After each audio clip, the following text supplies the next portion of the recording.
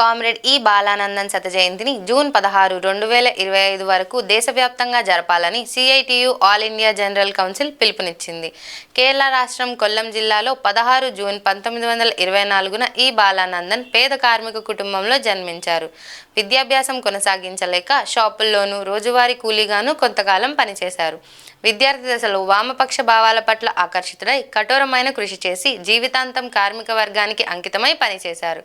కొల్లం జిల్లా trade union నాయకుడిగా జీవితాన్ని ప్రారంభించి 2 సార్లు అసెంబ్లీకి, 2 సార్లు రాజ్యసభ, మరోసారి లోక్సభకు కేరళ నుంచి ఎన్నికయ్యారు.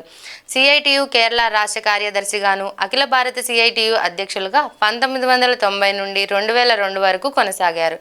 ఆదర్శ కార్మిక యోధుని జీవిత విషయాలను యావత్ కార్మిక వర్గంలో విస్తృతంగా ప్రచారం చేయాలని సిఐటియు ఆంధ్రప్రదేశ్ కమిటీ కార్మిక వర్గానికి పిలుపునిచ్చింది.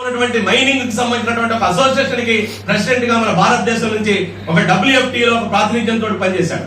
అందుకని ఇప్పుడు వీటన్నిటినీ మనం క్రోడీకరించుకున్నప్పుడు ఏంటంటే ఈ రోజు అంతర్జాతీయంగా సామ్రాజ్యవాదాన్ని వ్యతిరేకించే కర్తవ్యం సిఐటియు కర్తవ్యం, భారతదేశంలో కార్పొరేట్ మతోన్మాద శక్తుల్ని ఓడించడం అనేటువంటిది సిఐటియు కర్తవ్యం, భారతదేశంలో కార్మిక కర్షక ఐక్యతను సాధించడం, శ్రమజీవుల మధ్య ఐక్యతను సాధించడం, నయా ఉదారవాద విధానాలు ఓడించేదానికి ముందుకెళ్లడం మన కర్తవ్యం. రాబోయేటి కాలంలో ఇప్పటికే సిఐటియు కేంద్ర కార్మిక సంఘాలు ఒక నిర్ణయం కూడా తీసుకున్నాయి. రేపు ఫిబ్రవరి 5వ తేదీ రోజున కేంద్ర ప్రభుత్వం ఏదైతే ఫిబ్రవరి 1న బడ్జెట్ పెడుతుందో ఈ బడ్జెట్ పెట్టుబడిదారులకు వరాలు ఇస్తుంది, కార్పొరేట్ ట్యాక్స్ తగ్గిస్తుంది, వెల్త్ ట్యాక్స్ తగ్గిస్తుంది, వాళ్ళకి ఈ రోజు ప్రోత్సాహకాల పేరుతోటి అనేక రకాలైన రాయితీలు ఇస్తుంది. కానీ భారతదేశంలో ఉపాధి హామీ పథకానికి డబ్బులు ఇవ్వదు, ఐసిడిఎస్ కి డబ్బులు ఇవ్వదు, మధ్యాహ్న భోజన పథకానికి డబ్బులు కేటాయించదు, ఆరోగ్య రంగానికి డబ్బులు కేటాయించదు, అసంఘటిత రంగ కార్మికుల సామాజిక భద్రతకి కేటాయించదు, ఉన్నటువంటి కార్మిక చట్టాలు లేకుండా లేబర్ కోడ్ల పేరుతోటి మొత్తం కార్మిక వర్గాన్ని బానిసలుగా మార్చే విధానాన్ని ముందుకు తీసుకొస్తున్న క్రమంలో మన బాలానందం నుంచి స్ఫూర్తి పొంది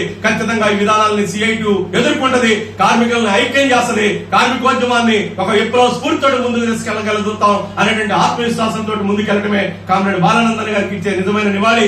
ఆ ఆశయాన్ని ముందుకు తీసుకెళ్ళడానికి మనందరం ప్రయత్నం చేద్దామని తెలియజేస్తూ ఈ రోజు ఈ శత జయంతి సభ నిర్వహించినటువంటి ఏపీ కమిటీకి మరొకసారి ప్రోగ్రాంలు తెలియజేస్తూ నేను సెలవు తీసుకుంటాను.